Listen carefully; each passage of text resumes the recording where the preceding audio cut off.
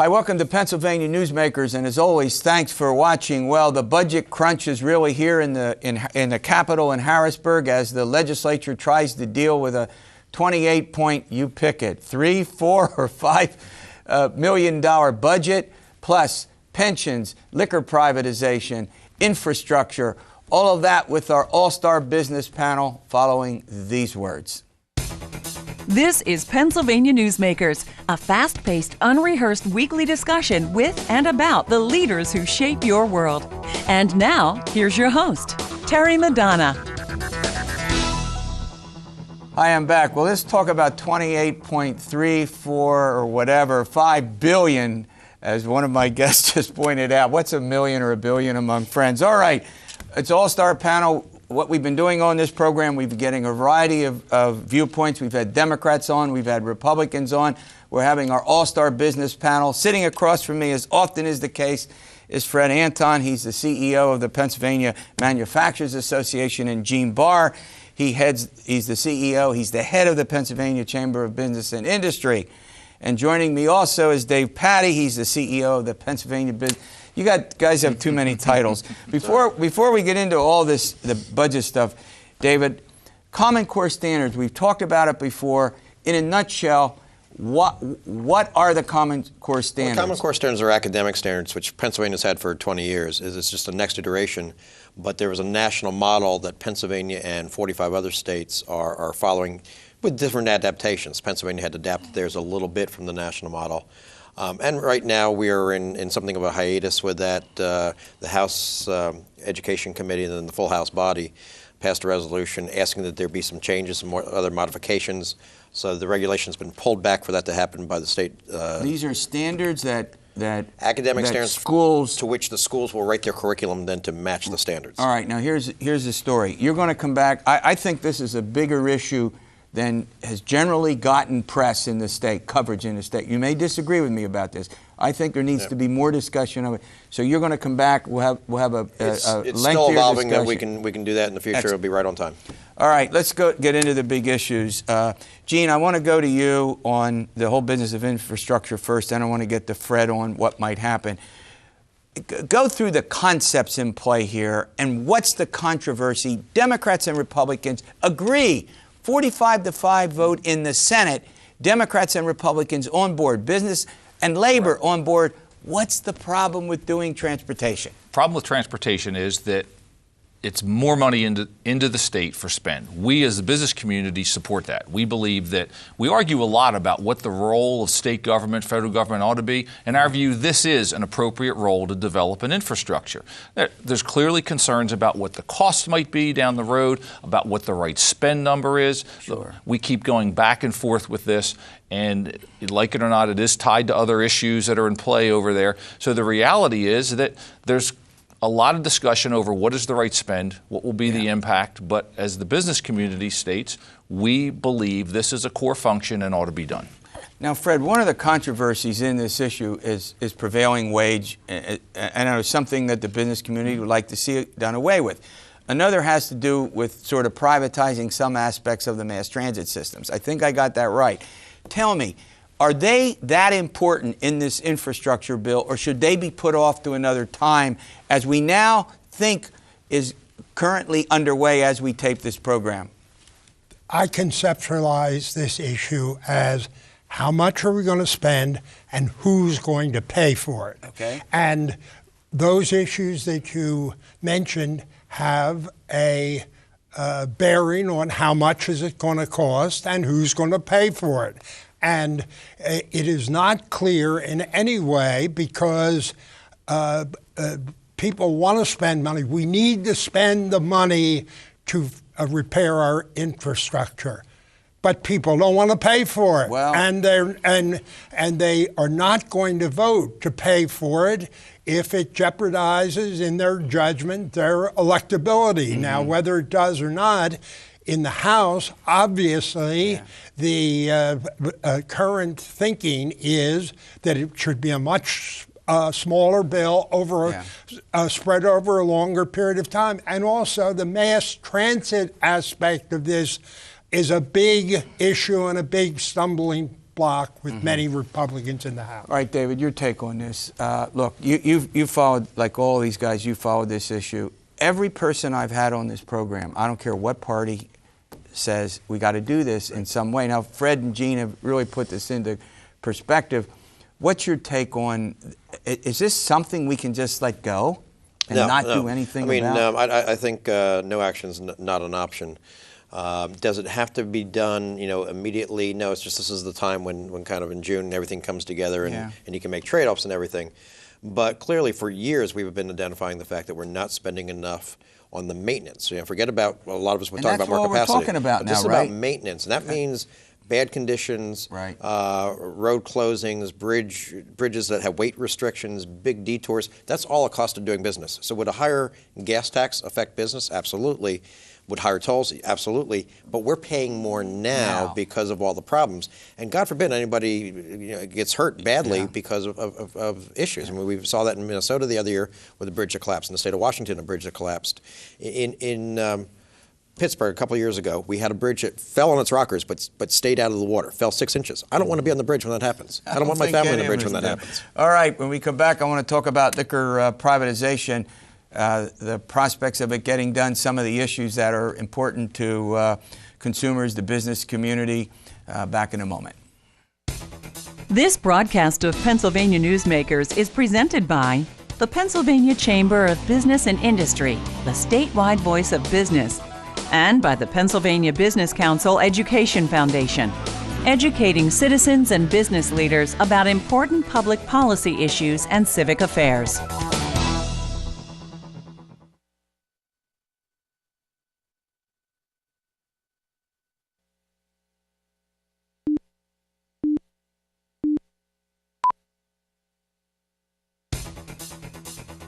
This broadcast of Pennsylvania Newsmakers is brought to you by BetterSaferRoads.com. To voice your support for safer highways and less traffic congestion, visit BetterSaferRoads.com. And by the Pennsylvania Manufacturers Association. Business in Pennsylvania is our business. Welcome back to our all-star panel. We're kind of summarizing in the midst of the big debate going on in the state capitol in Harrisburg about a bunch of huge issues that confront the legislature right now. Our all-star business panel is weighing in on aspects of those. Hopefully this is the last program we have to do on this and we can turn to other subjects. All right, Fred Anton, I want to ask you about liquor privatization. It is clear that the Senate does not want to do full privatization. They don't want to adopt the House bill where, you completely privatize the entire liquor operation, wine, spirits, beer. Senate says no to that. What's your take on this? Just one more thing on transportation. It will be a disaster if a transportation bill is not passed before they leave Harrisburg. If they do not leave If they leave Harrisburg without a transportation bill, I give them an F. All right. Now, so that means they could stay. Gene, just quickly, Fred raised, look, we're winging it here. We're going to do this right. Does it matter if they do it on July 1 or July 2 or July 3? Does it really matter? The longer you go, the more difficult it gets. The closer you get to re-election, the tougher it gets. Yeah. These are all built into the budgets. We typically do these things around this time. And let's be honest, like it or not, there's a correlation between this and liquor, which you want to talk about. Yeah. And it's clearly there. And if the lift doesn't get done on one, I don't see the lift getting done on. But the time frame, a couple of days, it's all about being really the crucible of the political days. power. You wind up going months or years if this doesn't I get happen. your point. So you like the 30th. We all like the deadlines. It makes them do something. Is that your point? Well, we're here. We're poised. We're ready to do it. It's linked into the you process. Agree with that, Fred? I agree with it, and I agree with the governor ought to keep them here, and he can keep them here by July 4th is the real deadline. See, I agree with David. I've always said that people are out there. They're fishing, they're at the camps, they're swimming, they're at the beach. He has various techniques that he can keep them there after the Sunday. He can keep them there.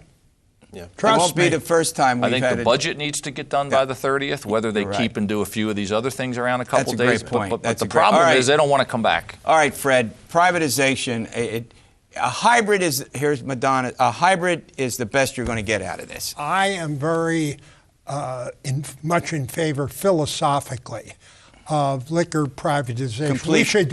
We're complete privatization. We're out of step with the rest of the nation. And it's a phony argument that's been presented that we're going to lose money and that it's a substantial disaster, then that we're going to lose money. That's a phony argument. That doesn't add up. Hybrid, is that, I mean, a hybrid, it looks like the Senate's not, as I say, you disagree with that analysis? Well, no, I think at the end of the day, we're probably not going to get full privatization in a single step. I mean, I've been telling a lot of people this reminds me of, oh, we promise you we'll only do slot machines. And, a couple of months later, we had table games. Right. So I'm willing to take that and, take the half a loaf. And I think for a lot of people, if they can buy beer in more grocery stores than they can today, and wine also in those grocery stores, they would take that as a first step. But to Fred's point, we have to get out of things like wholesale as well as retail. We think about this retail, but really choice and price is largely determined by the wholesale market that the state is staying in. And from our point of view, our organization's point of view, it's not about the money. It's about the philosophy of what should government be doing. Gene said government should be doing things like roads and bridges. I fully agree. Do they need to be involved in either the wholesale or the retail of any particular consumer good, let alone liquor? Yeah. Gene, go ahead. Yeah, I agree with Fred. I mean, ideologically, and as we've said, it's not where state government ought to be. Private sector sells pharmaceuticals, we sell tobacco, we sell gasoline, we sell other things that have issues that you need to be cautious about. But I think the reality is Pennsylvania doesn't move in a 180, doesn't move monumentally. Governments tend not to. We move incrementally. Keep in mind the other thing that complicates this. This is not just the wine and spirit stores. We're talking about the private sector, which sells beer and in many cases has invested a lot of money. So how do you treat those folks fairly, which I would argue the House, it's very controversial. They're afraid of the big box stores. Well, they are. The beer, people want choice and convenience. Yeah. How do we get them there, and how do we move there to a system where you have competition, which we all believe in the end is going to be better for consumers and better for Pennsylvania? Yeah, we're almost out of time on this segment, but Fred, then what I've been reading about and chatting with people about are the small mom and pop distributors say, well, if we all have just big box store sales, we have something like 1,200 of them. Am I close, David? You're the expert on this stuff. We have about 1,200 of those out there. Does that not endanger the livelihood of those people? How does that work? We ought to overcome, and we should have overcome, the negotiation on the details. And there are important details, and come up with a bill by the governor and the legislative leaders sitting in a room and overcoming it. And as business leaders, I think we're stuck that it's, competition's competition. Okay. All right, when we come back, the third element in the triad is state pensions. Boy, there's no agreement on what to do there. We'll find out why after these words. This broadcast of Pennsylvania Newsmakers is brought to you by Pennsylvania Credit Union Association. Pennsylvania Credit Unions, where people are worth more than money. To find a credit union that is right for you, check out ibelong.org. And by the Energy Association of Pennsylvania, Pennsylvania's energy information source.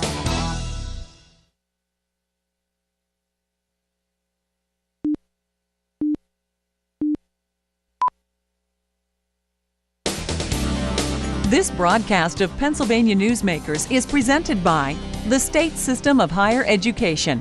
14 state-owned universities. The state system is the largest provider of higher education in Pennsylvania.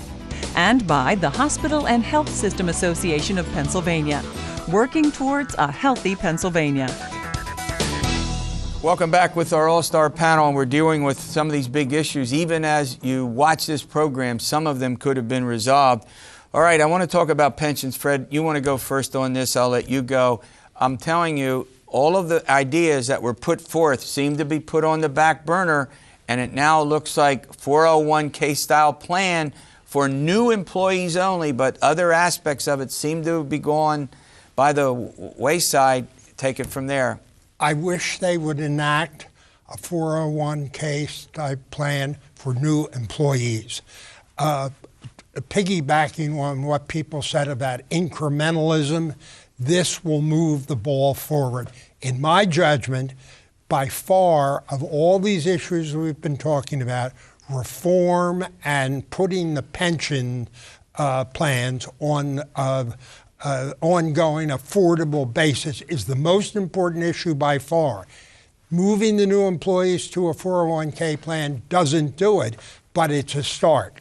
Look, actuarial reports matter. Projections about pension costs matter. I read, and you'll correct me, $50 billion difference in these actuarial. What's going on here? Part of that's all of the uncertainty over the future markets and everything else. I mean, what we do know is right now, today, as we sit here, our unfunded liability is $47 billion. We think it's going to grow to $65 billion in a few years. And the estimates from the Budget Office and Revenue Department say that for 62 cents of every new dollar the state brings in, it goes to pay those legacy pensions. It's eating the budget. Our inability, whether you want education or welfare programs or roads and bridges or tax credits, we can't do it because the pension's eating the rest of the budget. Mm-hmm. All right, Gene, let me put it this way to you. I've heard and people have reported that of the three things that we've been talking about, this stands the best chance of being put off until the fall. I would think there's probably some truth to that because it's perhaps not as far along as the other. There are more permutations and wrinkles to this one, and as was mentioned, it's a $47 billion issue or more that we have to deal with. The reality is we didn't get into this overnight. This was, yes, the state didn't fund their obligations, but they also increased the pension benefits for people back in 2001, and then all kinds of things have gone wrong since then. This is not to blame the employees, the teachers, Right. However, it has taken us a lot of time to get into this. We need to sort through this. They need to get where the private sector is eventually. Right now, solving this is the right public policy decision. All right. In about a year or more, it's the right political decision because we're going to be asking people to give a pension to raise taxes and give a pension to somebody that most taxpayers can't hope to have. All right, final segment coming up. I'm going to give each of them an opportunity to weigh in on an issue. This, what we've been talking about now, or something new, something that confronts the business community after these words. This broadcast of Pennsylvania Newsmakers is presented by Highmark Blue Shield, changing the way health plans work for business with a variety of plan options for employers and more choices for employees. Information is available at highmark.com. Have a greater hand in your company's health. And by the Pennsylvania Healthcare Association, the future of long-term care.